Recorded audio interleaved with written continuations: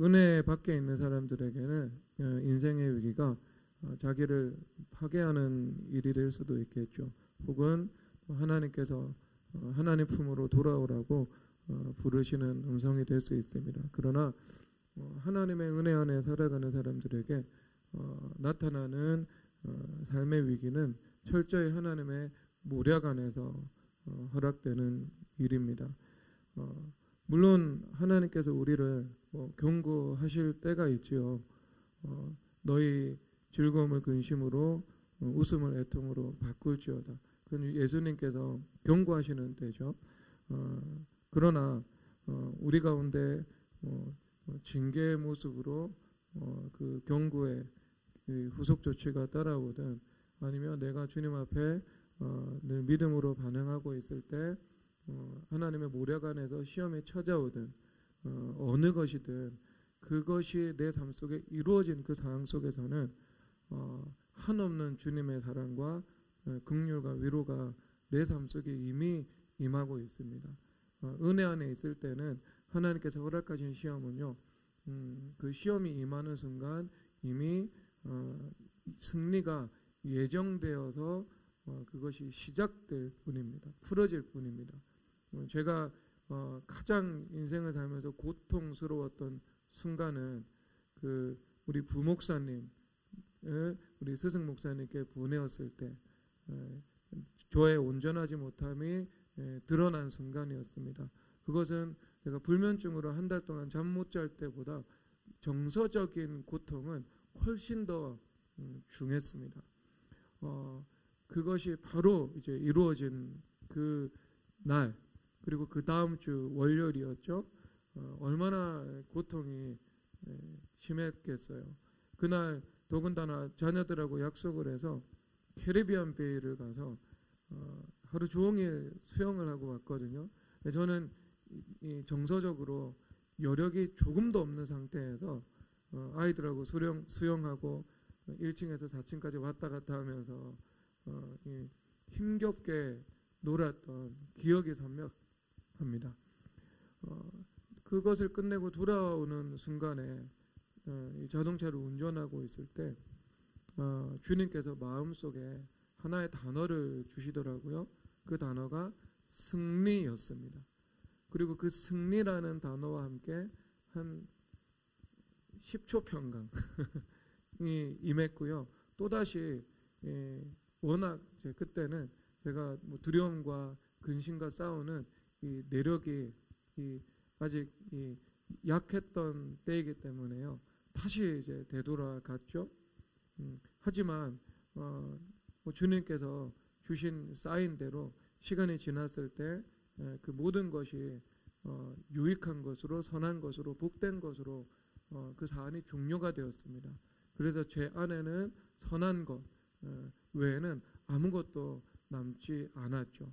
그러니까 그때 그 일들이 없었더라면 저의 하나님과의 관계의 모습은 어떠했을까 하는 그 생각을 하게 되죠. 그러니까 우리의 고난이 티끌이라면 하나님께서 그것을 통해서 베푸시는 은혜는 태산과 같다는 것들은 체험적으로 경험할 수가 있었던 시간입니다.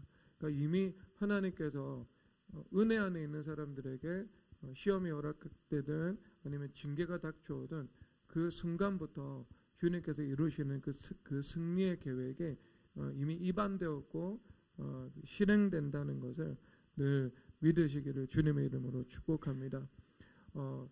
그러므로 은혜 안에 있는 사람들에게는 그 위기는 결코 우리의 삶을 파괴하는 것이 아니고 우리의 삶을 새 창조하는 축복의 기회가 되는 거죠.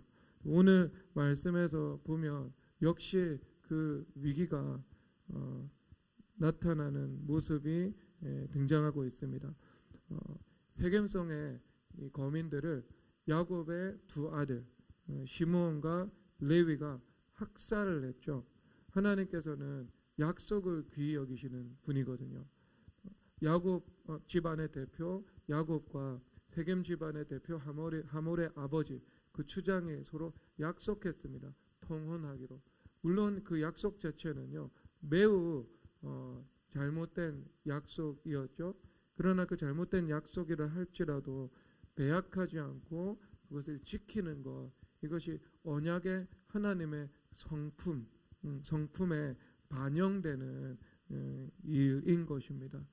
그런데 이 하나님의 모략 안에서 그 약속을 만약에 지킨다면 어떤 일이 벌어지는가?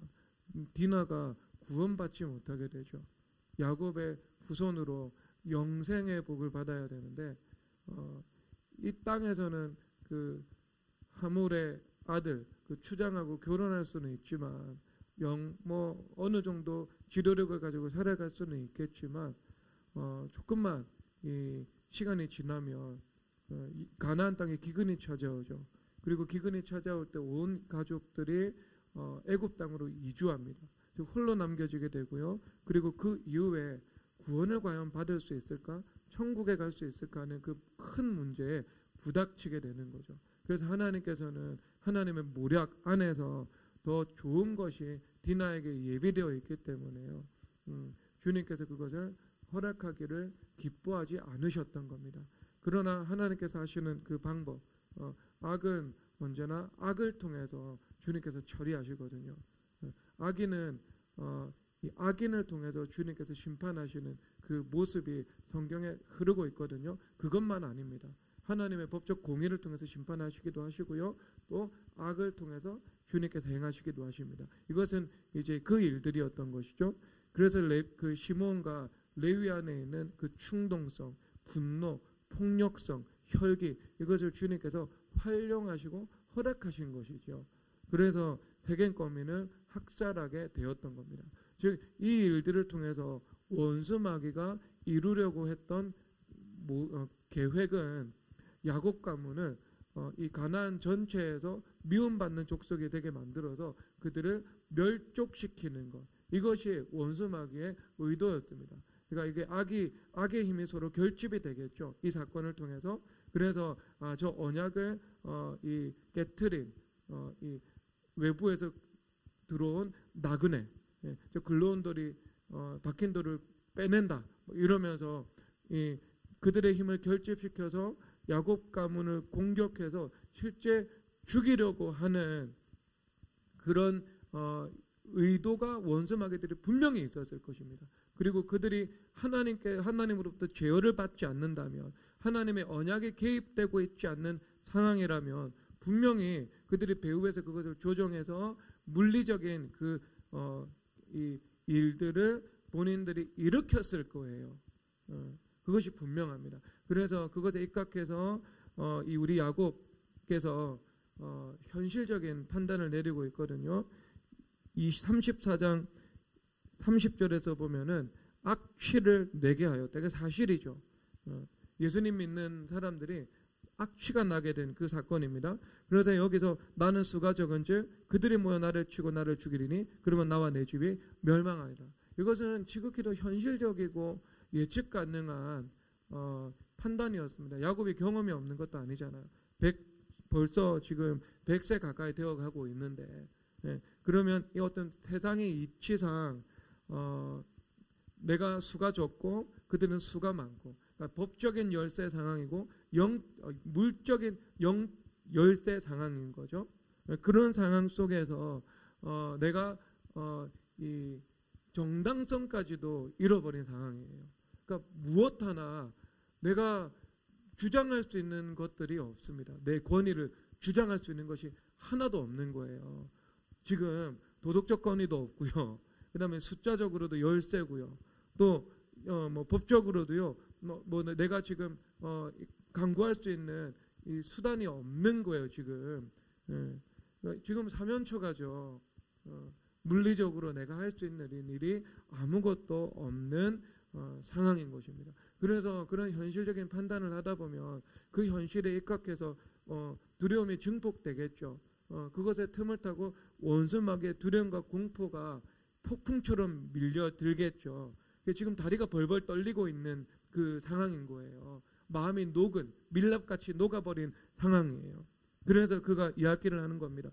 나와 내 집이 멸망하리라 라고 고백하고 있는 거죠. 고백하고 있는 거죠. 이것은 지극히도 현실적인 일이었고, 그리고 이것이 원수 마귀들의 의도와 모략입니다. 왜냐하면 원수 마귀들은 영적인 세계를 이해하고 있거든요. 우리는 물리적인 한계 안에서 살아가지만, 그렇기 때문에 아브라함의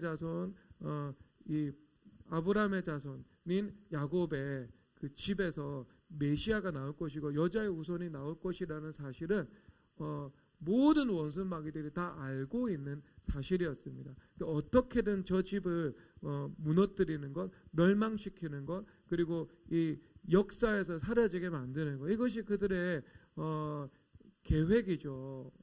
항상성을 가지고 그들이 늘 추진하고 도모하고 있는 이 기한들입니다. 그런데 이제 이런 상황 속에서 이제 어떻게 이 위기가 극복이 되는지, 그리고 이 언제나 우리의 삶 속에서는 자의로 인해서든 타의로 인해서든 환란이 닥쳐올 수 있고 위기가 닥쳐올 수 있는데, 이런 환란과 위기 앞에서 내가 어떻게 대처할 때 그것이 도리어 화가 변하여 복이 되고 위기가 변하여 기회가 되고 합력하여서 선을 이루시는 하나님께서 좋은 것만 남기는 그 결과가 나타날 수 있는지에 대해서 창세기 35장 말씀에서 우리에게 다 가르쳐주고 있는 것입니다.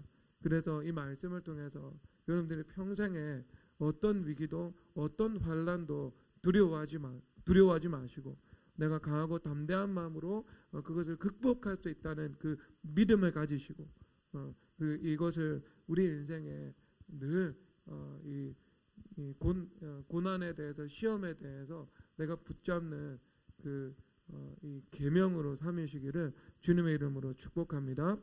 그래서 1절에서 하나님께서 이렇게 말씀하십니다. 35장 1절 다 함께 읽겠습니다. 시작.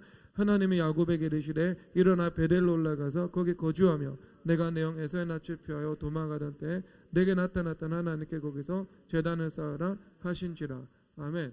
야곱 같은 경우는 우리가 인생에서 한 번도 경험하기 힘든 위기를 많이 경험했죠. 적어도 4번 정도 되는 것 같아요. 형이 자기를 죽인다. 혈혈단신으로 메소포타미아의 바다나람으로 도피하는 것. 첫 번째죠. 첫 번째 위기. 그리고 두 번째는 야복강 전투죠. 에서가 400명의 군사를 이끌고 자기를 죽이기 위해서 오고 있다는 보고. 그러니까 이것도 피할 수가 없어요. 본인이 가지고 있는 이 실력으로는 감당할 수가 없는 중과부족의 적인 거예요. 그 위기죠. 두 번째. 그리고 이 네 번째 위기는요, 가나안 땅에 찾아왔던 기근입니다. 기근. 큰 것만 봐도요. 그리고 지금 이것은요, 세 번째 위기죠. 세 번째 위기죠. 그런데 하나님께서 왜 이렇게 야곱에게 위기를 많이 허락하셨는가? 어느 족장하고 비교해서 야곱이 가지고 있던 그 속성 때문이거든요. 야곱이 가지고 있는 그 성품이 그 발 뒤꿈치 잡는 자였잖아요.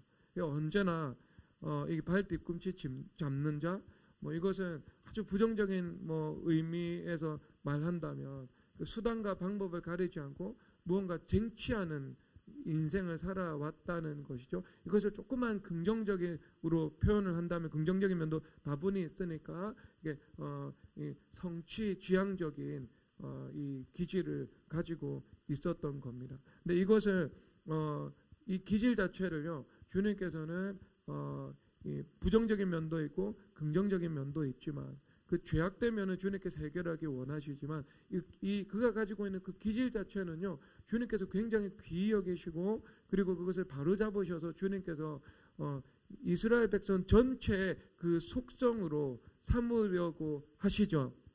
추후에 보면 이제 그것이 나오지 않겠습니까? 그러니까 하나님께서 결국 야곱의 인생을 통해서 주님께서 원하셨던 것은 그리스도의 성품이 온전히 드러나는 것들, 그리스도와 온전히 연합되는 것들, 그것을 주님께서 원하셨던 겁니다. 우리가 물고기를 잡는 자가 되어야 되잖아요. 물고기를 잡는 자가 된다는 것은요, 내가 온전히 그리스도와 연합한다는 것을 의미하고 있습니다. 예수님과 내가 보는 것, 생각하는 것, 그리고 손과 발, 이 전체가 하나 되어서 움직여 나가는 거. 연돈된 상태, 온전히. 그러면 내 안에 계신 예수님께서 물고기를 잡으시는 인생이 되는 거잖아요. 물고기 잡을 줄 아는 사람이 되는 거. 그럼 그것이 무엇인가? 그리스도의 성품이 내 삶 속에 온전히 나타날 수 있는 것. 그러면 그런 사람이 된다면 언제나 하나님의 어리석음이 사람보다 지혜롭기 때문에 하나님의 지혜와 능력이신 그리스도께서 그의 삶 속에서 나타나는 것은 이것은 결과적인 일들인 겁니다. 당위적인 일들이 되는 거예요. 성품이라는 본질이 이루어지면 그 지혜와 능력은 저절로 그의 삶 속에서 각 사람에게 주신 은사에 따라, 재능에 따라, 아니면 없는 은사와 재능까지도 주님께서 허락해 주시면서까지 주님께서 그것을 이루어 나가시는 거예요. 이루어 나가시는 것. 얼마든지 주님은 그렇게 일하실 수 있어요. 하나님께서는 일본어 잘하시는 사람을 통해서 먼저 세우셔가지고요, 일본 선교하게 만드실 수 있잖아요. 그렇죠. 그렇게 하실 수 있는데 주님은 그렇게 일하시지 않으세요. 주님께서는요, 먼저 주님의 마음에 합한 자를 주님께서 뽑아내십니다. 그래서 주님의 마음에 합한 자를 주님께서 훈련하시고 연단하신 다음에 주님과 온전한 연합을 이루는 사람을 주님께서 만들어내시는 거예요. 그리고 그에게 필요한 은사와 자원들을 공급해 주셔서 그로 하여금 일본 선교를 하게 만들어 나가시는 것입니다. 결국 중요한 것은요, 예수님의 성품이 우리 가운데 나타나야 된다. 그러면 여러분 그런 야곱의 인생 가운데 4번이 나타났다. 그러면 우리가 굳이 4번까지 경험할 필요가 없는 거예요. 기회를 잘 붙잡으셔야 됩니다. 저는 이것을 제가 볼 때는 제 인생에 있어서는 한 3번 정도 그 짧은 시간 가운데 2018년부터 2021년까지 제가 그전에도 사실상 고난이 별로 없었어요. 제 인생에는요. 그냥 열악하고 험난한 환경 속에서 살아왔다. 그냥 영적인 고난이죠. 영적인 고난 속에서 늘 그것을 역풍을 헤쳐나오면서 살아왔던 것이지, 그래서 기도를 안 할 수 없었던 것이지. 그러나 제 삶 전반적으로 교육자가 되고 난 이후의 인생은요, 물리적으로 볼 때 사람들은 다 형통했다고 말합니다. 주님께서 보시는 거 말고 사람들이 볼 때. 근데 제가 볼 때는 어떤 영적으로든 물적으로든 제가 와해되는 그 순간은 이 세 사건 정도를 통해 가지고요, 제가 와해되는 경험을 한 것 같아요. 참 복이죠, 여러분. 그렇게 여러분 목회자의 어떤 연단을 보면 이것하고 비교할 수 없을 정도로 엄청난 고통과 연단을 통해서 무언가 정금과 같이 나오는 분들이 한둘이 아니에요. 한두 분이 아니에요. 저는 이것을 아주 신속한 그 과정을 통과했다는 것에 대해서 주님 앞에 정말 감사합니다. 그리고 그 이유는요, 하나가 있어요. 제자도의 길을 걸어갔기 때문에 편성되어서 그런 이제 복을 누리게 된 거죠. 저도 우리 미래교회 성도님들은요, 이제 주님께서 일하시지 않겠어요? 부흥과 함께 여러분 삶 속에서 예수님께서 일하십니다. 우리 집 나은진 사모가 지난주 저녁에 산기도를 가가지고요, 이제 미래교회에서 기업을 위해서 기도를 많이 드려야 되겠다고 해가지고요, 그래서 먼저 이제 이 장로님 3분 중에 2분이 지금 기업을 하고 있잖아요. 그래서 고정원 장로한테 카톡을 보내가지고 구체적이고 세밀하게 기도 제목을 보내라고 한 거예요. 그 기도 제목을요, 한 수십 가지를 적어가지고 기도 제목을 보냈어요. 그 중에 뭐 하나 기도 제목은 김영애 간사 아파트 사주는 거. 뭐 이런 거 있어요. 근데 그 아파트를 김영애 간사한테 준다는 게 아니고 본인 명의로 가지고 있겠죠. 게스트하우스로 쓴다는 것을 저는 그렇게 생각을 하고 있어요. 그런 이제 세밀한 영역까지 기도를 이제 드리고 있더라고요. 그러면서 자, 그 하나님께서 부흥을 주시면 부흥과 함께 이 연동되어서 움직이잖아요. 연동되어서 움직이기 때문에 하나님께서도 이 성도들의 산업 가운데 함께 복을 주시게 되어 있습니다. 영적인 상승길을요, 모두 함께 타게 되는 거잖아요. 그게 편성의 은혜입니다. 그러면 이제 주님께서 일하신다면 주님께서 일하시려는 그 통로가 내 안에서 준비가 되어야 합니다. 그러면 그 통로가 준비되는 것이 무엇인가? 야곱 가운데 그리스도의 성품이 이루어진 것처럼 내 안에 그리스도의 성품이 이루어지는 거죠. 그래서 내가 이 자아가 와해될 수 있는 그 시험이나 환란이 나에게 이미 닥쳐왔다. 그러면 진짜 감사해야 되는 겁니다. 왜냐하면 그 일들을 통해서 그리스도의 성품이 이루어지게 되는 것이고요. 그 성품이 이루어지는 것과 함께 그 다음 코스로 주님께서 내 삶 속에서 일하기 시작하는 것이고요. 내가 이 단번에 그것이 내 삶 속에서 이루어질 수 있다면 그게 얼마나 감사한 일이겠습니까? 그래서 여기서 보면 하나님께서 문제를 그 해결하는 길 베델로 올라가서 거기서 제단을 쌓으라 주님께서 말씀하시는 것입니다. 베델로 올라가라는 말은요, 당연히 이것은 성전 중심으로 모든 문제를 해결해 나가야 된다라는 것이죠. 이것이 왜냐하면 지금 이 시점 가운데 야곱은 취할 수 있는 이 방법이 하나도 없었어요. 하나도 없었다니까요. 어떤 면도 없잖아요. 지금 이 숫자적으로도 열세죠. 그 다음에 본인이 죄를 지었죠. 그래서 이 정당성도 지금 부여되고 있지 않는 상황이죠. 그러니까 명분도 없고 실리도 없는 그 상황이었다니까요. 지금 이 시점이 죽임 당할 수 있는 거죠. 죽임 당할 수 있는 거죠. 그런데 그때 너 이 문제는 만물 안에서 해결할 수 있는 것이 아니고 성전에 와서 예수님 중심으로 이 문제를 해결해야 된다. 이것을 주님께서 말씀해 주시는 것입니다. 그래서 하나님 나라와 의를 구하라. 그리하면 이 모든 것을 도하시리라 라고 말씀하시는 것이죠. 그러면 그 하나님의 나라와 의를 구한다는 것은 그냥 수직적으로 하나님의 통치가 임한다는 것을 의미하고 있죠. 하나님의 통치가 임할 때 나머지 문제는 해결되는 겁니다. 그래서 구체적으로 베델로 올라가서 너희가 해야 되는 것이 무엇인가? 제단 쌓으라고 말씀을 하고 있잖아요. 제단을 쌓는 것은 주님 앞에 예배를 드리고 기도를 드리는 것들을 단적으로 말씀하고 있는 겁니다. 주님 앞에 예배 드리고 기도 드리면 당연히 무엇이 임합니까? 하나님의 주권과 통치와 영광이 임하게 되는 것이죠. 그래서 하나님께서 그 모든 일들에 대해서 주인이 되셔서 주님께서 그 문제를 풀어나가기 시작하는 겁니다. 이것은 당연한 거죠. 그럼 이 당연한 것에 대해서 다른 말씀에서 어떻게 말씀을 하고 있냐 하면은 마태복음 12장에서 보면은요, 12장일 것 같아요. 12장에서 보면은 이렇게 말씀을 하십니다. 귀신 들려서 못 듣고 말 못하고 듣지 못하는 사람이 있다.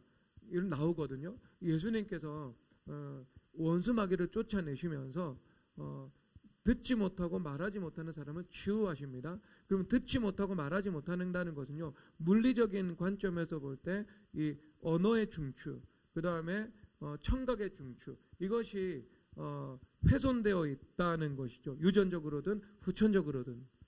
그런데 이 일들에 대해서 예수님께서 어떻게 고치시냐면요, 그 영적인 존재를 주님께서 쫓아내심으로 고치시는 거예요. 그래서 영적인 치유와 물적인 치유가 나타나는데, 그것을 배경으로 예수님께서 주시는 말씀이 뭐냐 하면요, 너희를 세간을 강탈할 때 강한 자를 결박하지 않고서는 세간을 강탈하지 못한다, 이렇게 말씀하시는 거예요. 그러니까 강한 자를 결박해야 세간을 늑탈할 수 있다는 말씀인 거예요. 그러면 원수 마귀들이 무언가 도둑질한 것이 있다면 그 원수 마귀들이 자기가 소유하고 있는 것, 자기가 주인 노릇하고 있는 것에 대해서 그냥 내어놓으려고 하지는 않는다는 것이죠. 그래서 더 강한 자, 예수 그리스도죠. 예수님께서 가셔서 그 강한 자를 결박할 때 그 세간을 강탈할 수 있다는 것을 의미하는 겁니다. 이것이 하나님의 나라와 의를 구하라, 이 모든 것을 도하시리라, 그 말씀인 것이죠. 그러면 이 말씀이 뭐냐 하면은 성령 하나님의 능력으로 이 원수 마귀들을 결박할 때, 그리고 그들을 깨트릴 때 어떻게 되는 거예요? 세간은 만물에 속한 일들이잖아요. 그 세간을, 그 만물에 관한 일들은 내가 다시 강탈해 올 수 있다라는 것들을 말씀해주고 있는 것입니다. 만물 통치의 일이 나타나는 거죠. 만물을 회복하는 일들, 일들이 이루어지게 되는 것입니다. 그러면 우리가 살아가는 모든 일들이죠. 그것은요. 사람의 일들, 그다음 법적인 일들, 만물의 뭐 기업에 관한 일들, 가정에 관한 일들, 관계에 관한 일들, 국가와 민족에 관한 일들, 선교에 관한 일들, 영혼을 구원하는 일들. 그러니까 우리가 가시적으로 눈으로 볼 수 있고 관찰할 수 있는 모든 사물의 일들을 총망라해서 그것을 그 일들은요 강탈하는 거죠. 강탈하는 거. 그런데 그것을 내가 강탈하기 위해서, 회복하기 위해서, 하나님의 통치를 이루기 위해서, 다시 내가 그것을 소유하기, 내게 응당 주신 것을 내가 권위를 가지고 소유하기 위해서 그 전제 조건이 무엇인가? 더 강한 자를 내가 결박해야 되는 거예요. 그러니까 이것은요 하늘의 권세의 문제입니다. 하늘의 권세가 땅의 권세를 가지고 오고 영적인 권세가 물적인 권세로 나타나게 된다. 이것을 말씀해 주고 있는 겁니다. 그러니까 영적인 세계 속에서 그 문제가 다스려져야 되는 겁니다. 평정되어야 되는 것이고요. 원수마귀의 그 흑암의 세력들이 깨트려져야 된다는 것을 말씀해주고 있는 겁니다.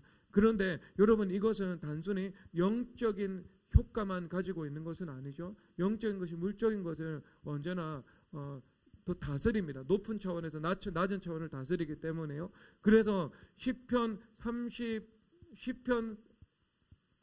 시편에서 이렇게 말씀을 하고 계시거든요. 시편 35편 5절입니다. 거기서 이렇게 말씀을 하십니다. 여호와의 천사가 그들을 몰아내게 하소서라고 말씀을 하고 있습니다. 그러면 여호와의 천사가 그들을 몰아낸다고 말씀하실 때 그들은 마귀가 아니에요. 그 시편 35편에서는요. 다윗을 대적하고 있는 악인들에 대해서 말씀을 하고 있는 겁니다. 그게 다윗의 관점이죠. 다윗이 주님 앞에 기도를 드리는 거예요. 다윗이 기도를 드리는 거예요. 기도를 드릴 때 여러분 다윗은 왕권을 가지고 있을 때도 마찬가지고 사울에게 쫓기고 있을 때도 마찬가지입니다. 그 두 경우 다 다윗은요 자기를 대적하고 비방하는 사람들이 늘 있었어요. 그런데 늘 있는데 어떻게 그 문제를 해결했냐가 하냐면 시편은 기도잖아요. 신정이거든요. 기도를 드릴 때 하나님께서 신정, 통치를 하신다는 거죠. 하나님께서 그럴 때 그렇게 기도를 드릴 때 하나님께서 천사를 보내셔서 악인들을 몰아내신다고 말씀을 하고 있는 거죠. 그러니까 우리가 주님 앞에 베델로 올라가서 베델로 올라갑니다. 이것은 내가 교회 중심으로 문제를 해결하는 거죠. 그러면 내가 교회 가서 제단을 쌓습니다. 예배를 드리고 주님 앞에 기도를 드리게 되는 거예요. 그러면 하나님의 주권과 통치와 영광이 나타납니다. 예배는 그겁니다. 예배는 곧 주님의 주권과 통치와 영광을 인정하고 고백하고 그것이 물리적인 실체로 이루어지는 것. 그것이 예배예요. 그 예배를 우리가 어디서 드려요? 하늘에서도 드리지만 땅에서도 드리잖아요. 땅에서 드릴 때 하나님의 영광이 임하는 거 아니에요. 하나님의 영광이 임했을 때 그 영광은 힘이 있잖아요. 능력이 있잖아요. 그래서 그 예배를 드릴 때 물리적인 영향까지도 분명히 나타나는 것을 볼 수가 있잖아요.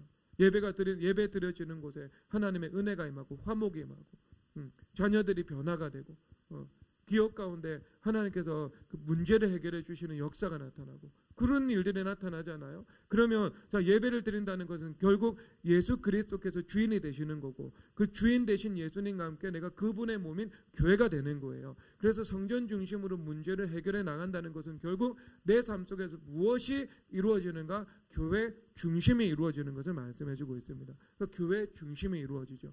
교회 중심이 이루어지면 그 다음 문제는요 저절로 해결되는 거예요. 그 하나님 나라의 의를 구하라 모든 것을 도와주리라. 왜냐하면 그리스도의 몸으로 격상되어 있기 때문에 이제 이 만물의 일들 원수마귀와 그리고 악의 문제 이 모든 것을 포함해서 이것은 내 발 아래에 놓여지게 되는 것이기 때문입니다.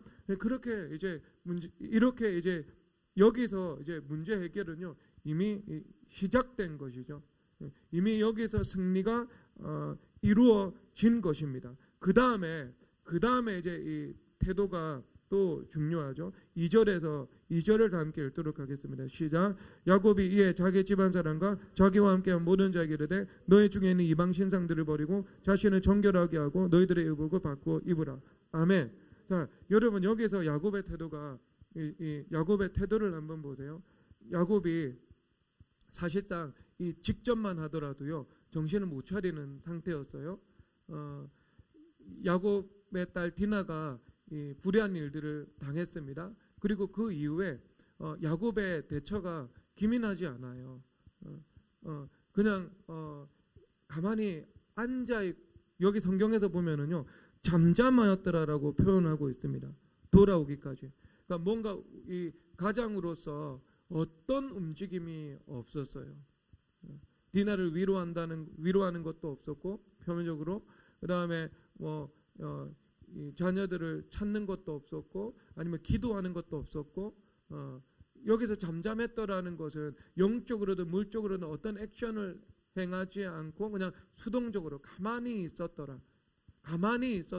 그냥 이 행동인 겁니다. 무언가 여기서는 아버지라면 기도를 하든지 아니면 자녀들을 소집을 해서 가족 회의를 하든지 뭐 그것이 정상적인 모습이잖아요. 근데 아무것도 하지 않고 있었던 거죠. 그런데 이제 그 다음에 또 나타났던 것이 이 세겜 거민을 학살한 다음에 이제 그 다음에 나타났던 것은 두려움과 공포죠. 수동성, 그 다음에 두려움과 공포. 이런 이제 상황에 있었습니다. 그러자 하나님께서 야곱에게 나타나셔가지고요, 하나님의 음성을 준 것이죠. 베델로 올라가서 제단을 쌓으라. 주님께서 제단 쌓으라는 말씀을 주셨습니다. 그런데 그 이후에 야곱이 그래도 족장이잖아요. 아브라함의 하나님, 이삭의 하나님, 야곱의 하나님이거든요. 그 순간 어떤 영적인 감각이 돌아왔던 거예요. 그 안에서 이 신본주의적인 이 사고가 그때 돌아가기 시작했던 거예요. 이제 내가 영적인 지도력을 발휘해서 우리 이 일을 통해서 우리 모두가 새로워져야 되겠다라는 그 의도와 인식을 분명히 가졌을 뿐만 아니라 그것에 입각해서 무엇을 하기 시작했냐면 권위를 적극적으로 행사하기 시작한 것입니다. 왜냐하면 응당 야곱에게 주님께서 허락해 주신 권위예요. 야곱에게 무슨 권위를 허락해 주셨냐면 이미 야곱은 아브라함, 이삭, 야곱이잖아요. 아브라함에 대해서 뭐라고 말씀을 하시냐면 주님께서 두 가지 말씀을 주시잖아요. 너는 선지자다 이렇게 말씀을 하고 계세요.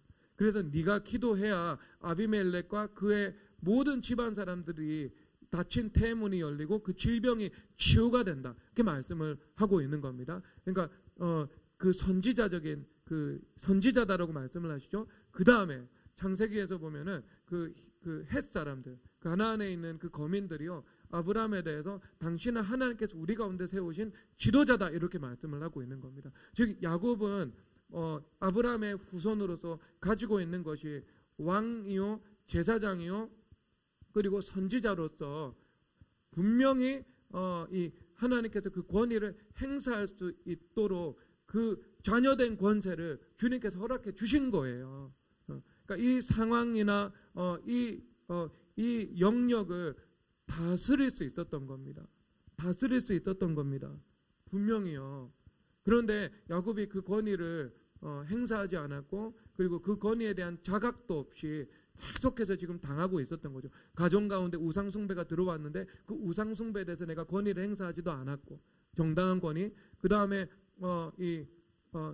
자기의 딸이 강간을 당했는데 그 일들에 대해서도 어떤 권위를 합법적으로 행사하지 않았고 어떤 수동적으로 타협해버리려고 그랬고 하나님 중심으로 해결하지 않은 거죠. 이것을요. 이 문제를요.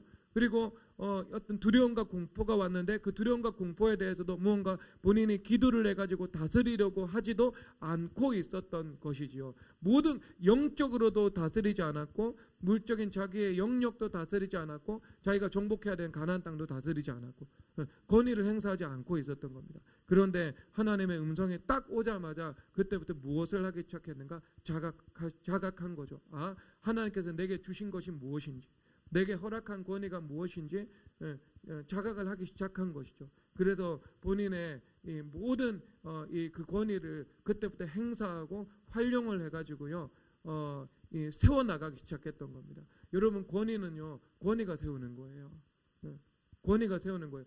교사의 권위를요, 교사 스스로 자기가 학생들 가운데 그것을 세우지 않잖아요. 그러면 학생들이 교사 무시합니다.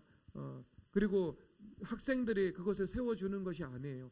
교사가 먼저 세울 때 학생들이 그것을 따라서 권위를 존중해 주는 겁니다. 담임 목사가요, 강단의 말씀을 통해서 스스로 권위를 세워야 되는 거예요. 그럴 때 말씀을 통해서 역사하시는 성령 하나님께서 그 말씀에 입각해서 권위를 세워주시는 거예요. 각 사람에게 설득하고 감화하시는 것이니까요.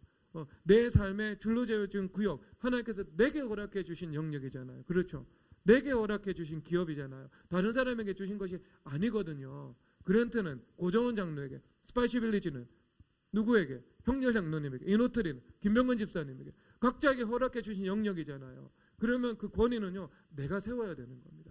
내가 세울 때 그것에 입각해서 주님께서 세워주십니다. 그래서 성경에서 뭐라고 하세요? 천국 열쇠를 너희들에게 맡겼는데 네가 땅에서 묶으면 하늘에서 묶이고 땅에서 풀리면 하늘에서 풀린다. 천국 열쇠라는 그 법적 권세가 분명히 있다라고 말씀을 하고 있는 거죠. 그러면 내가 그 권위를 적극적으로 행사하기 시작하잖아요. 행사하기 시작할 때 주님께서 오셔서 주님께서 역사하셔서 주님께서 함께 해주십니다. 주님께서 역사해 주시는 거예요. 주님께서 그것을 원하시는 것이고 기다리고 계시는 것이고 그것에 대해서 기뻐하시는 거죠. 그 권위를 행사하는 것에 대해서요. 그래서 그 권위를요, 야곱이 행사하기 시작합니다. 그래서 자기 집안 사람과 자기와 함께한 모든 자에게 이르되 너희 중에는 이방 신상들을 버리고 정결하게 하고 의복을 바꿔 입으라, 이렇게 요구를 하고 있는 겁니다. 그래서 가정 안에 있는 우상 숭배, 그 다음에 그 영역, 이 야곱의 집 자체가 영역이니까요. 그 영역 안에서 이제 그 우상 숭배를 이제 버리고 회개하고, 그 다음에 새롭게 되자, 이렇게 모든 것이 새롭게 되자, 혁신되자, 이것을 주도적으로 행해 나가고 있는 거죠. 그러니까 이것은요, 위에서 아래로 임하는 개혁이죠. 그렇죠. 개혁은요, 하나님께서 허락하시는 개혁은요, 아래에서 위로 올라가는 게 보텀업이 아니에요. 보텀업의 개혁이 되면은요, 그것은 철저한 율법주의가 됩니다. 철저한 율법주의가 돼요. 자기 의가 나타나기 시작한다니까요. 그래서 하나님께서 사도 요한에게 요한 사도에게 말씀을 주시잖아요. 그리고 7 교회 사자에게 편지하라, 이렇게 말씀을 하고 있습니다. 그러면 사도 요한이 7 교회 천사에게 편지할 거 아니잖아요. 그렇죠? 요한에게 말씀을 주고 계세요. 그리고 편지하라고 하세요. 서신을 쓰라고. 그런데 요한이 왜 천사들에게 편지를 쓰겠어요? 그러면 그 7 교회 사자는 누구예요? 그 교회 목양을 맡은 감독자들인 거예요. 그리고 그 감독자 위에 요한이 있었던 거예요. 그래서 그 교회가 혁신되도록 말씀을 주시는 겁니다. 그래서 언제나 이 버텀업의 개혁은요, 율법주의가 되는 거예요. 탑다운으로 개혁은 이루어지게 되는 겁니다. 가정의 개혁은 어떻게? 가장이 시작하는 거예요. 가장이 시작하는 거예요. 그리고 물론 여러분, 아내로부터 시작되죠. 아내가 십자가 연합하고 남편을 존경하고 기도하기 시작하면 그 생수의 강이 흘러가서 남편이 변화되고, 그 다음에 남편이 예수님 중심이 이루어지면서 부부가, 남편과 아내가 서로 하나가 되면서 남편이 가장 역할을 하는 거예요. 가정에서. 그래서 권위가 되어가지고 그 가정을 이끌어 나갈 때 그것이 가장 영광에 충만하고 가장 화목한 화목한 그 가정이 되는 거예요. 그게 주님께서 세우신 질서예요. 돕는 배필로 세웠다, 이렇게 말씀을 하고 있잖아요. 하고 있잖아요. 그래서 탑다운이에요. 이것은요. 세워나가는 것은. 제가 어제 열방기도 때 어떻게 소통을 해나가는지에 대해서 말씀을 전했거든요. 권위가 먼저 주도권을 가지고 소통을 하면 그것은 권위가 주도권을 가지고 있는 상태잖아요. 그러니까 권위 안에서 이루어지는 일들인 겁니다. 물론 예의를 갖춰야 되죠. 사람들은 다 예의를 갖춰야 되고 결정권도 권위가 가지고 있는 거고 그런 거예요. 그리고 나서 이제 흑암의 방식은 버텀업으로 올라가는 거죠. 그래서 따지는 거, 아니면 내가 항의하는 거, 이런 것들입니다. 그런데 제가 이야기를 하고 났는데 부역 장로님이 어제 저녁에 우리 집에 잠깐 오셨어요. 그러면서 지금 현실적으로 기업의 현장에서 어떤 문제가 나타나고 있냐면은 카카오하고 SK 이런 기업인데요. 이 기업이 이미 3, 4년 전부터 수평적인 기업 문화를 추구하기 시작했대요. 그런데 그 부작용이 지금 나타나기 시작해서 인사 담당자들이 굉장히 고민을 많이 하고 있다고 그러더라고요. 그러면 그 수평적인 그 기업 문화에 대해서 가장 경기 반응을 일으키는 사람이 누구냐면요, 입사 3, 4년 차 된 그 직원들이래요. 그러니까 본인이 들어봤을 때 어떤 사원으로서 수평적인 조직 문화를 추구했는데 본인들이 이제 3, 4년이 지나면서 신입사원들이 들어오잖아요. 근데 그 자기들은 따졌는데 신입사원들이 자기들한테 따지는 것을 견디지 못한다는 거죠. 그래서 이 일들은 진짜 기업 인사 현장에서는요, 심각하게 지금 고민을 하고 있다고 합니다. 심각하게 고민을 하고 있다고 그러더라고요. 여러분, 그게 하나님의 법대로 기업을 운영하지 않아서 그래요. 운영하지 않아서 그래요. 여러분, 가장 조직 운영이 탁월한 곳이 어디냐면요, 전 세계에서 가장 탁월한 조직 운영을 하는 곳이 어디겠어요? 지금 생각 한번 해보세요. 김명근 집사님 어디겠어요? 가장 탁월한 조직 운영을 하는 거. 모두가 동의할 수밖에 없는 거. 아니요? 총망라에서.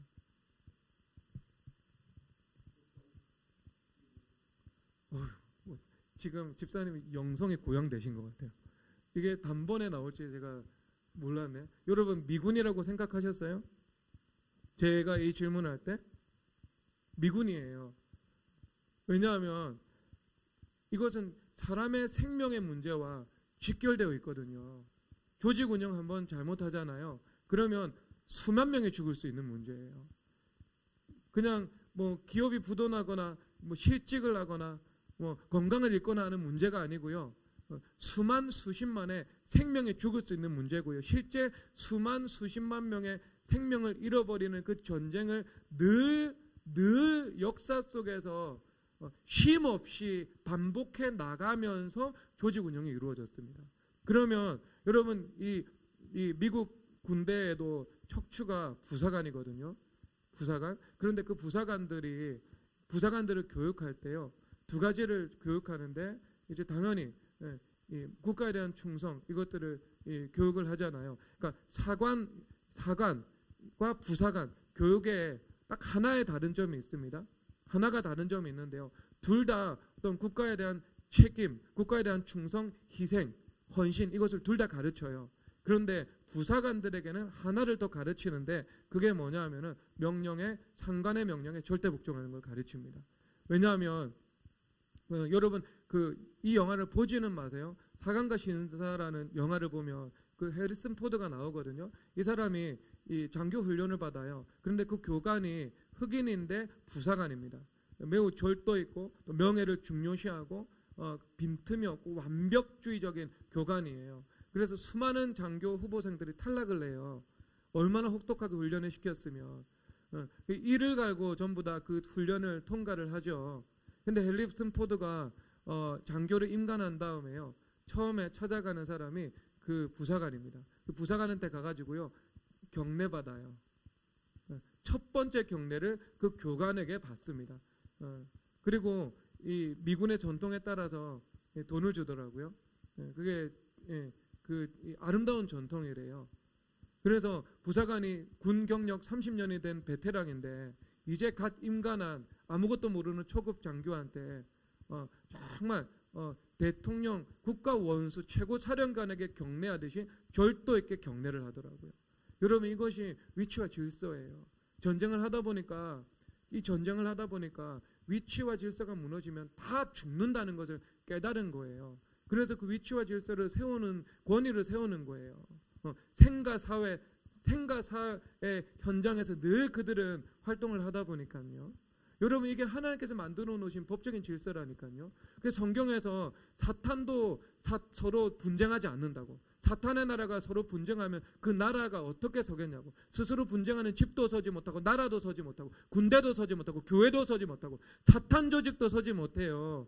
모양은 다르지만, 영적인 속성은 다르지만, 그러면 여러분, 그만큼 이 권위, 위치와 질서, 이것을 바로 행사하는 것은요, 너무나도 중요한 거예요. 그러면 탁월한 지휘관이라면 어떻게 하겠어요? 탁월한 지휘관이라면 분명히 권위를 세우겠죠.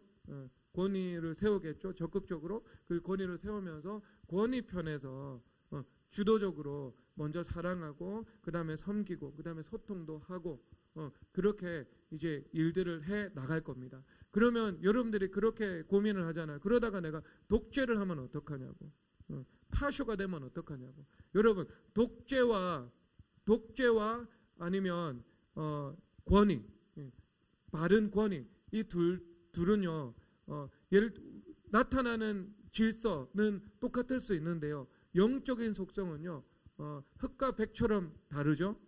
독재는요, 내 마음대로 하는 게 독재예요. 그리고 권위라는 것은요, 내가 스스로 종이 되어서 주인 되신 예수님께 늘 묻고 그분의 주인 되심을 구하며 기도하는 삶을 살아간다면 그것은 권위예요. 물론 여러분 그 권위 자체도 교회 안에 있던 여러분들이 기업의 영역에서 그 권위 역할을 감당하든 누구든 육신을 가지고 있는 인간이라면 죄가 있을 수 있고 실수가 있을 수도 있습니다. 그럼에도 불구하고요, 그 죄가 있고 실수가 있다는 것 때문에요, 그 권위가 부정당하지는 않아요. 그럼에도 불구하고요, 그것은 주님 앞에 회개하면 되는 일들이고 주님께서는 그 정당한 권위를, 바른 권위를 확고하게 세워나가는 것들, 그것을 행사하는 것들을 주님께서 원하시고 기뻐하시는 거예요. 왜냐하면 그럴 때 그 공동체 가운데에요, 하나님의 통치가 이루어질 수 있습니다. 하나님 질서를 통해서 일하시니까요. 그래서 원수마귀들이 집요하게 권위를 공격하잖아요. 교회 안에서도 권위를 공격하죠. 왜? 권위를 무너뜨리면 무질서를 만들고 자기 마음대로 할 수 있으니까. 기업 가운데에서도요, 권위를 공격해요. 권위 무너뜨리면 그것이 이제 누구 것이 되는 거예요. 자기 것이 되거든요. 원수마귀들 그것을 훔쳐갈 수 있거든요.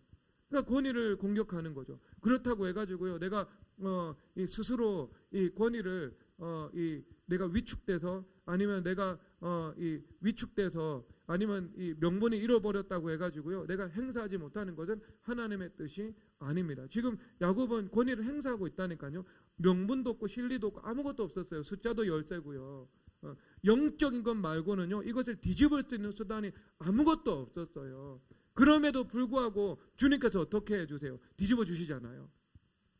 그럼에도 불구하고 야곱과 야곱 가문이 가지고 있었던 그 권위를 인정해 주시잖아요. 너희들 선지자가 아니다. 너희들 왕같은 제사장이 아니다. 너희들 교회가 아니다. 가나안 땅 너희들에게 준 영역이 아니다. 그렇게 말씀하시지 않았어요. 오히려 이 결과를 보세요. 누가 멸망당했어요? 세겜성 주민들이 멸망당한 거예요. 이 사람들은 그들의 죄에 대해서 심판당한 겁니다. 대표성의 원리 일각해서. 왜? 하나님의 딸을 범한 거 아니에요, 지금. 하나님의 딸을 범한 거 아니에요. 그 추장의 아들이 얼마나 중대한 죄를 범했어요. 그러니까 이미 400년 후에 심판받을 일들이었는데, 이미 지금 이 땅에서 400년 전에 지금 이 시점에 심판을 당한 거예요, 이 사람들은. 공의가 나타난 거예요, 공의가. 그런데 여러분, 여기서 참 하나님의 은혜인데요. 그렇다면 야곱 집안에는 왜 하나님의 공의가 나타나지 않았어? 이렇게 생각할 수 있죠. 아니에요. 여러분, 하나님 공의 나타났어요. 야곱 집안에. 야곱 집안에 하나님 공의가 나타났어요. 여러분, 아브라함과 아비멜렉의 관계를 한번 보세요. 아브라함이 분명히 죄를 짓고 실수를 했어요. 거짓말을 해버렸다니까요. 그 사람과의 관계에서. 내가 혼자 하나님과의 관계에서 죄를 짓고 실수한 것도 아니고요. 그런 죄도 주님께서 덮어주시는데, 보혈로 덮어주시는데, 이게 사람과의 관계에서 범한 죄 아니에요. 그 사람에게 내가 범한 죄 아니에요. 그렇죠. 그런데 하나님께서 누구 편을 들어주세요? 이 기울기를 보면, 공의의 기울기를 보면 아브라함이 죄를 지었고, 그 다음에 아비멜렉이 의롭잖아요. 그렇죠. 아브라함이 죄인이고 아비멜렉이 의인이잖아요. 이 선악구도에서 보면. 그런데 하나님께서 아비멜렉에게 나타나가지고, 너 그렇게 하면 내가 너 죽여버릴 거야. 너 똑바로 해. 이렇게 이야기를 하시는 거예요. 그런데 그럼 여러분, 이게 하나님 공의 하나님이시라면서요. 공의 하나님이신데 왜 아브라함 편 드세요? 지금 아브라함이 잘못했고 지금 아비멜렉은 잘못한 거 하나도 없는데요. 여러분, 하나님께서 공의 하나님이시기 때문에 그런 일들이 나타난 겁니다. 왜 그러냐면요, 언약 백성이거든요. 언약은 하나님과 우리가 아버지와 자녀라는 특수관계가 이루어진 거예요. 그러면 아버지가 자녀 편 들면 그게 맞냐고. 선우하고 할인이하고 교회에서 싸웠어. 목사님이 선우 아버지라고 목사님 편 들면 안 되는 거 아니에요. 그렇죠. 저 편 안 들어요. 둘 싸울 때 한 번도 편 든 적이 없습니다. 오히려 선우를 더 혼내면 혼냈지. 근데 그런 것도 아니에요, 여러분. 제가 말씀드리는 거는 그건 뭐냐면은요, 언약은 무엇으로 맺어진 관계예요? 언약은 피로 맺어진 관계잖아요. 그래서 예수님의 십자가에서 흘린 피, 성찬식 제정하시면서 언약의 피다 이렇게 말씀을 하고 계시거든요. 그러니까 아브라함과 하나님도 피로써 언약을 맺었잖아요. 3년 된 염소, 3년 된 암양, 이것을 다 너희들이 쪼개어 놓으라. 피 흘린 거예요. 그것은 그리스도께서 피를 쪼개주셔서, 몸이 쪼개주셔서 피를 흘리신 것을 의미하고 있습니다. 즉 아브라함은 그리스도의 피를 믿는 분이었어요. 그리스도의 피를 믿으니까 어떻게 돼요? 죄가 그 피로 속죄함 받는 거죠. 주님께서 너는 무죄하다, 너는 의롭다 선언하시는 거예요. 그러면 아브라함은 무죄한 자로, 징의받은 자로 주님 앞에 서는 거고요. 아비멜렉은 언약의 피를 믿지 않았어요. 여전히 죄인으로 서는 거예요. 그러면 여러분 이게 공의로운 거예요? 공의롭지 않은 거예요? 공의로운 거예요. 예수님의 십자가의 피를 믿는 자들에게 그 십자가의 피를 통해서 너는 죄가 없다고 선언하신 거예요. 의롭다고 전환하신 거예요. 그러니까 하나님께서 아브라함의 편이 되어 주실 수 있는 거죠. 여러분 이 장면도 마찬가지입니다. 하나님 야곱에 대해서 이 일들의 결과로 인한 책임을 묻지 않으셨어요. 그러면 여러분 이 땅에 있는 이에는 이, 그 다음에 눈에는 눈, 이 관점에 의하면 아브라함 그 야곱의 족속들은요 가나안 거민에 의해서 멸망당해도 마땅한 겁니다. 이것이 율법적으로는요 합법적인 것이고 타당한 일이에요. 그럼에도 불구하고요 어떻게 해요? 주님 앞에 나아가가지고 주님 앞에 그 눈의 범죄와 이의 범죄와 손의 범죄와 발의 범죄에 대해서 회개하는 거잖아요. 이미 회개가 여기서 시작된 거예요. 너희들 우상 이방 신단 가지고 와 자신들 정결하게 의복들 바꾸어 입어. 이것이 다 회개와 회개의 결과를 포괄해서 말씀하고 있는 겁니다. 이 액션 안에 다 그 함의가 들어가 있어요. 그러면 그렇게 회개했다는 것은요 이미 여기서 이제 그리스도의 피가 활성화되어서 나타난 겁니다. 그 죄는 이미 속죄를 받은 거예요. 그것을 주님께서 의롭다고 선포해 주신 것입니다. 그러므로 어떻게 해요? 야곱은요 이제 무죄한 것이 되는 거예요. 하나님께서 야곱의 편이 되시고요. 그리고 그 죄로 인한 그 죄책을 내가 당하지 않게 되는 것입니다. 여기서요. 그러니까 법적 공의에 하나님께서 나타나셔가지고요.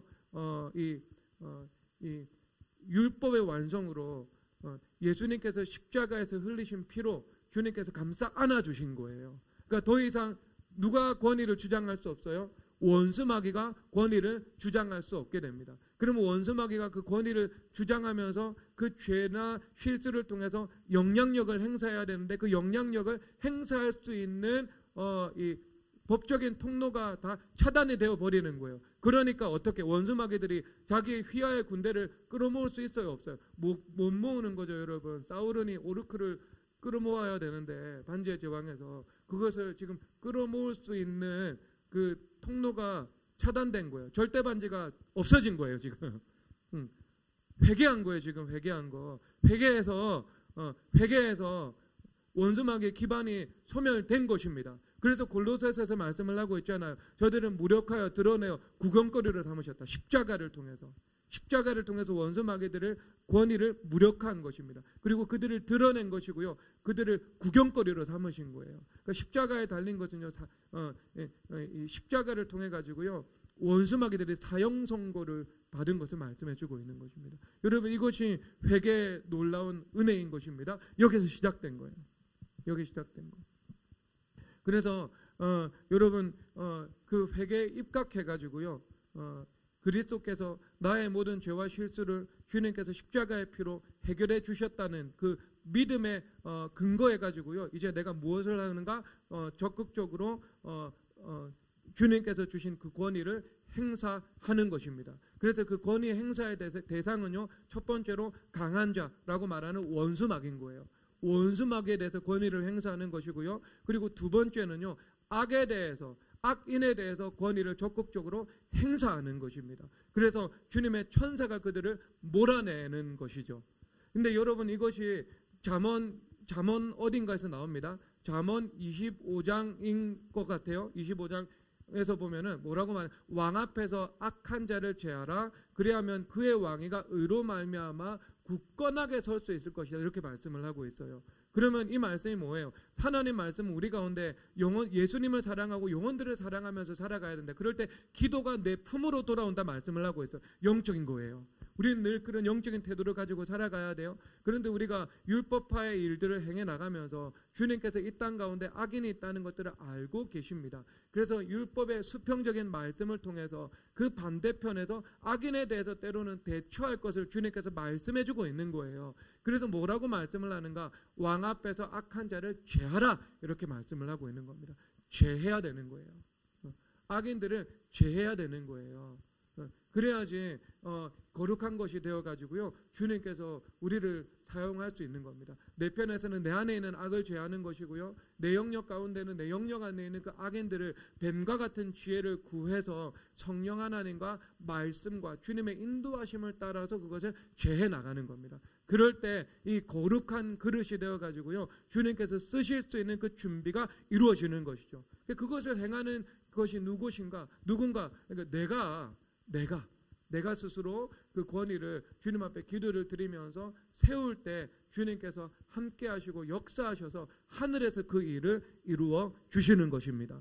자, 그래서 5절에서 말씀하십니다. 5절 다 함께 읽도록 하겠습니다. 시작. 그들이 떠났으나 하나님의 그 사명 고울들로 크게 두려워하게 하셨으므로 야곱의 아들들을 추격하는 자가 없었더라. 그래서 주님께서, 자, 여기서 보면 그들이 떠났으나 이렇게 말씀을 하고 있죠. 이 떠났으나 이 말은요, 순종이죠.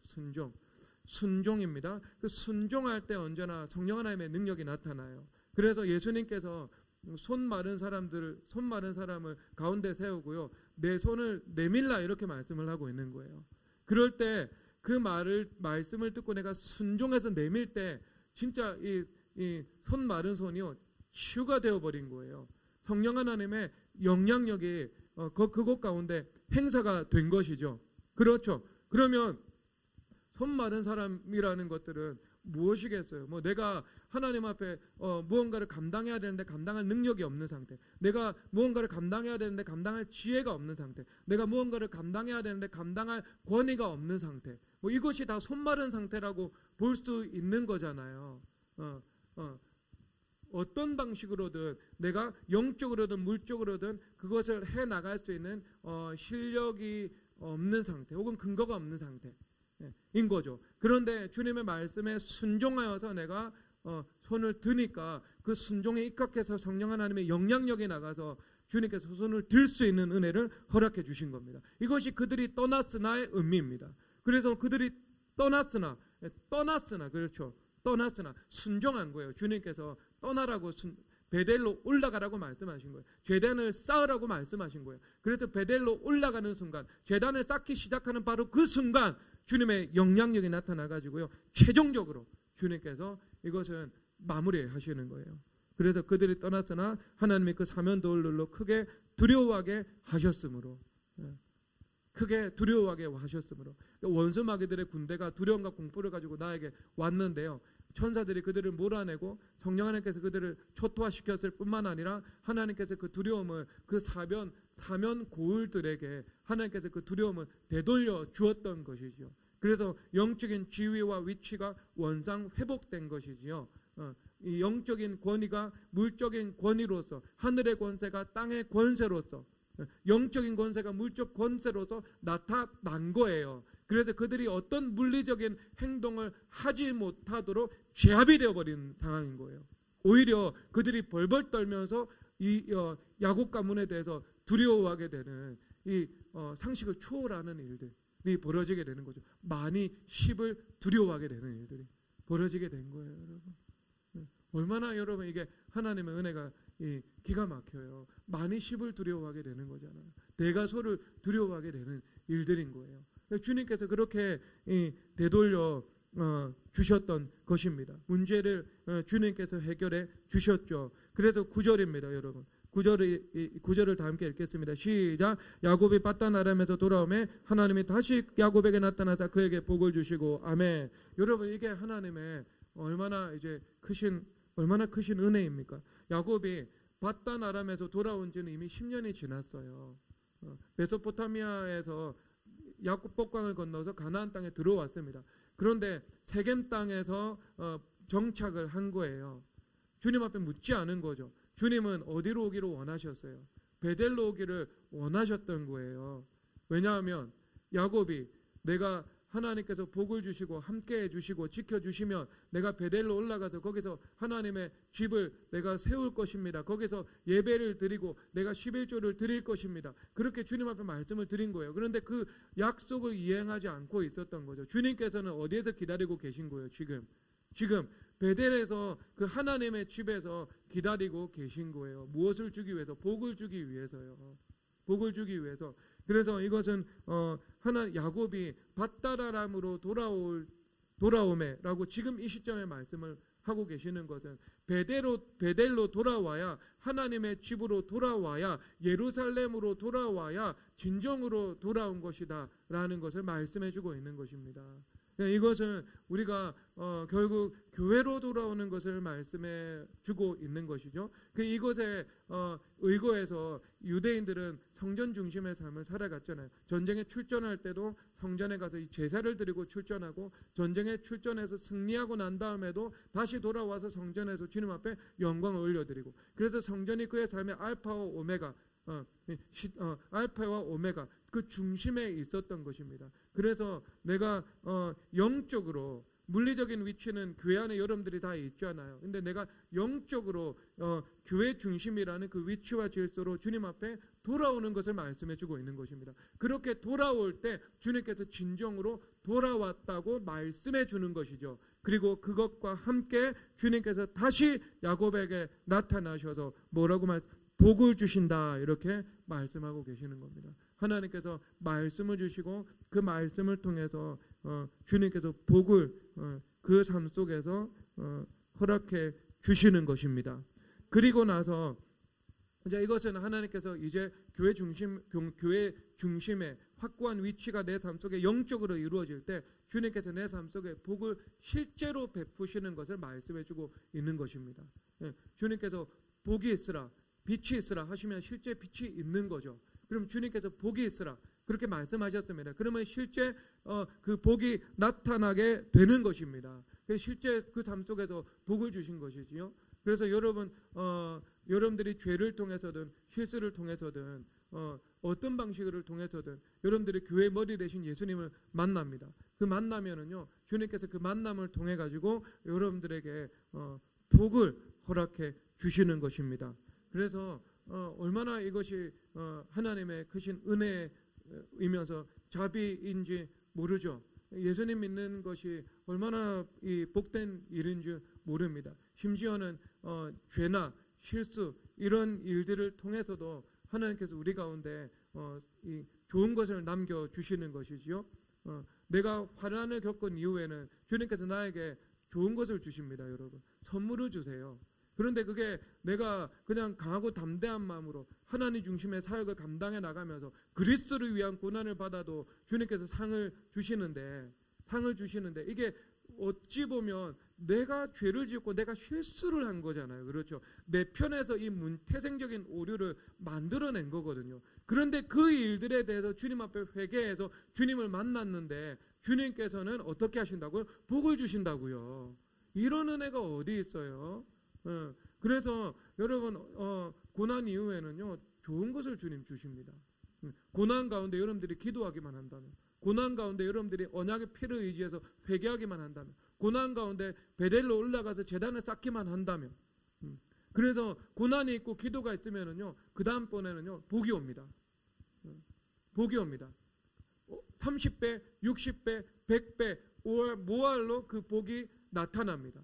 왜냐하면 씨가 죽으면 열매가 되니까요. 그래서 여기 10절 마지막으로 읽도록 하겠습니다. 시작. 하나님의 그에게 이르시되 내 이름이 야곱이지만은 내 이름을 다시는 야곱이라 부르지 않겠고 이스라엘의 내 이름이라 하시고 그가 그 이름을 이스라엘이라 부르시고 아멘. 그래서 야곱이 이제 예수님을 만나서 어떻게 되는가? 그리스도 안에 있는 새로운 피조물이 된 거죠. 야곱, 발 뒤꿈치 잡는 자가 이스라엘, 하나님과 겨루어서 이기는 자가 되는 것입니다. 그러니까 철저히 율법주의자가 되어서 성취지향적이고 경쟁지향적인 삶을 살아가다가 이제 하나님과의 관계에서 하나님의 은혜를 사모하는 삶으로 변환되는 거죠. 천국은 침노하는 자의 것이라고 말씀하셨는데 그런 저 본인에게 주신 적극성과 진취성을 가지고 방향을 전하여서 이제 철저히 하나님을 추구하고 하나님을 구하고 하나님을 찾는 삶이 이루어지게 된 것입니다. 그래서 천국을 누리는 그 이스라엘로 주님께서 전환시켜 주신 것이고요. 그리고 이 결과로서 그 모든 후손들, 야곱, 아브라함도 아브라함 후손 중에 이삭만이 구원받았고 이삭도 이삭의 후손 중에 야곱만이 구원을 받았는데 야곱의 12아들 전체가 주님 앞에 구원을 받게 되고요. 그리고 그것이 한 백성이 되게 되고 한 총회가 되게 되고 그리고 그 후손 전체가 이 언약 백성이라는 그 이스라엘을 이루게 되어서 영적인 이스라엘은 우리에게까지 이르게 되는 그 원대한 역사들이 나타나기 시작한 거예요. 여러분 이것이 거룩한 시잖아요. 겨자씨 가운데 무엇이 있어요? 하나님 나라의 큰 나무가 있는 거예요. 그 작은 겨자씨 가운데 큰 나무가 있는 거예요. 작은 것 안에 큰 것이 있는 겁니다. 작은 순종 안에 큰 순종이 있는 것이고요. 그러면 이 야곱이 이스라엘이 될 때 그 이스라엘이라는 그 겨자씨가 나중에는 이 하나님 나라의 큰 이 아름드리 나무로 성장해 나가게 되는 겁니다. 열매가 맺어지는 그 하나님의 이 기묘자라 모사라 전능한 하나님이라 하나님의 기이하신 역사가 삶 속에서 펼쳐지게 되었던 것입니다. 영생의 복, 천국의 복과 함께요. 하나님께서 여러분들을 그런 복의 자리로 지금 부르시고 계십니다. 우리 모든 미래교회 믿음의 백성들 베델로 올라가서 주님 앞에 제단을 쌓으시기를 주님의 이름으로 축복합니다. 야곱이라는 옛것을 버리고 이스라엘이라는 새 사람의 옷으로 트랜스포메이션 되시기를 주 예수 그리스도의 이름으로 축복합니다. 그것과 함께 하나님께서 여러분들에게 천국과 복을 선물해 주실 것입니다. 이 시간 찬양하도록 하겠습니다. 하나님의 사랑을 사모하는 자 찬양하겠습니다.